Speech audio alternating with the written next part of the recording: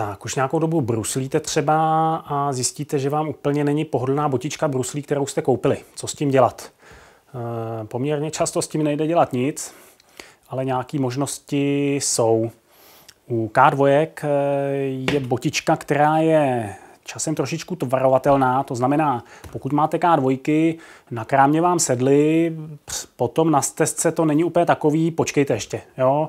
Jezděte na nich, vyčkejte, dokud se botka natvaruje, dokud prostě se tam noha dobře neusadí, je opravdu možný, že po několika desítkách kilometrů se ještě vlastně ta botička zlepší. Pokud se nezlepší, pak máte asi smůlu, je potřeba vybrat jiný tvar. Jo? Bohužel tohle jsou věci, které nepoznáte vždycky 100% na krámě. Jako s každou sportovní botou je potřeba ji prostě pořádně zatížit, něco jí dát a pak teprve víte, jestli se dobře usadila nebo ne.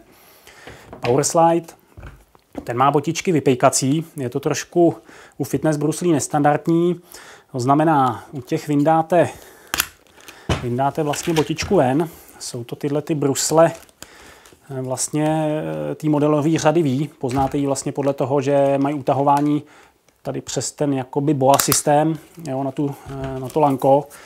Z nich vyndáte v pohodě vnitřní bodku, picnete ji do trouby, návod máme někde na netu přesnej, v troubě zahřejete, vyndáte, zašněrujete na nohu, vlezete si do bruslí, pořádně zatáhnete a počkáte. Jo. Tím dojde k dotvarování té bodky, funguje to velice pěkně. To je možnost tu powerslideu, zase teda jenom u té modelové řady V.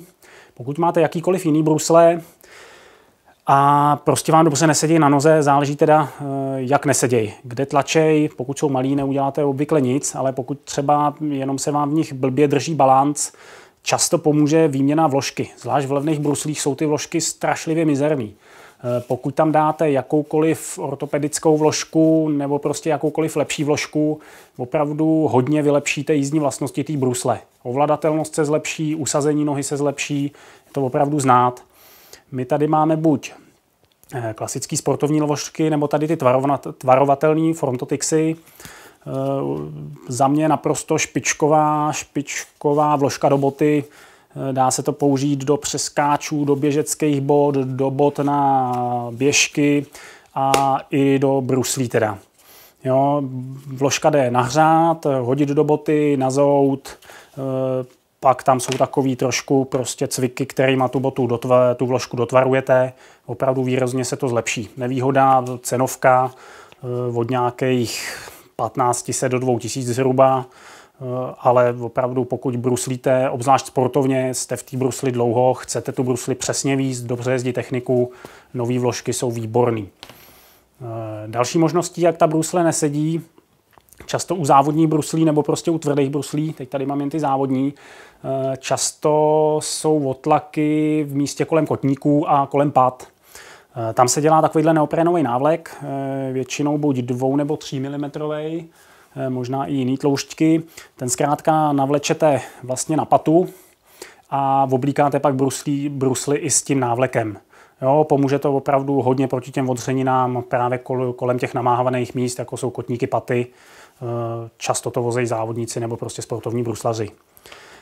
Poslední možností, stejně jako byly tyhle ty brusle tepelně tvarovatelný, teda respektive u nich jenom ta vnitřní vložka, závodní brusle, tyhle ty, mají často tvarovatelnou botičku.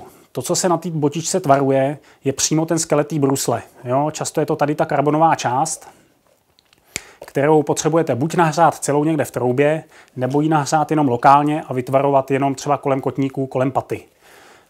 Ta teplota na nahřátí je různá u různých výrobců, takže s tím se seznamte podle toho, jaký bodky jste koupili. A obvykle doporučuji napřed vyřešit, než tvarovat, zkusit třeba tohleto, pokud to pomůže, nebo zkusit nové vložky, pokud nepomůže ani jedno a prostě ty nohy z toho jsou rozdrápaný, zkusit teda tvarování. Napřed bych zkusil asi lokální tvarování, kde nahřejete vlastně jenom část té brusle a část té brusle tvarujete, než stekat celou botu do trouby. Tam trošku hrozí, když to umíte, tak to nehrozí, ale když to neumíte, může se ta bota zkroutit prostě trošku celá a už se pak blbě rovná na to, aby dobře sedla na rámu, aby prostě ty jízdní vlastnosti zůstaly takový, jaký mají být. To lokální tvarování se dělá klasickou prostě pistolí teplovzdušnou, nastavíte si teplotu, zahřejete místo vlastně, který budete tvarovat. Ukážeme si to v nějakém dalším videu, co ta brusle snese, jak se tvaruje, co už i nesnese. Potom, co ji dobře zahřejete a ta brusle začne být prostě měkká, jo? Není to úplně, že by se vám roztejkala pod rukama, ale prostě cítíte, když na ní hodně silou jako zatlačíte, že ten materiál měkčí je. Pak vezmete něco s nějakým kulatým držadlem, jo? Třeba takovýhle šroubovák a vlastně silou tu brusli, když ji potřebujete dát ven, tak ji vlastně vytlačíte ten materiál prostě tam, kde budete potřebovat. Důležitý je si dopředu na té brusli prostě označit, kde to chcete tvarovat. Opravdu důkladně to tvarování většinou nejde dělat úplně do nekonečna. Často jde opakovat u nějakých bruslí jenom jednou, u lepších bruslí několikrát, ale myslím si, že do nekonečna to snad nejde u žádných. Takže opravdu dobře zvolit, kde budete tvarovat, pak teda tím nahřátím to dotvarování možný je. No, to jsou asi snad jediné metody, jak teda vylepšit to usazení nohy v brusli. Samozřejmě ještě teda kvalitní ponožky. To beru trošku jako samozřejmost. Kvalitní ponožka opravdu dělá hodně. Jo, je velký rozdíl, jestli máte tenkou ponožku, tlustou ponožku. Jdou použít určitě v obě, respektive jedna nebo druhá. Ale vždycky doporučujem aspoň, ať už zvolíte tenkou nebo tlustou, aby zaprvé dobře seděla na noze, jo, nikde se vám jakoby v botě nekroutila a podobně. To malé zkroucení té ponožky udělá velké bolesti na noze. A zároveň, aby byla ta ponožka aspoň tak 2 centiáky nad vršek boty. Jo, jak se vám ta noha spotí, tady ty materiály jsou sice slušný, ale prostě jak tam ta noha trošku jezdí při tom pohybu, mohli byste mít otřený vlastně nohy tady od ty vršky bot, který prostě nějakou pevnost mít musí, jinak by ta bota nedržela. Takže řešte to ponožkama, aby prostě končila nad botou. To asi je tak jako k tomu, jak tu brusli vylepšit, respektive to usazení nohy, teda všechno. Podíváme se pak v nějakém dalším videu na to tvarování těch karbonových botek, kde si vyzkoušíme, respektive ukážeme, co brusle snese, respektive bota, jaký dotvarovat.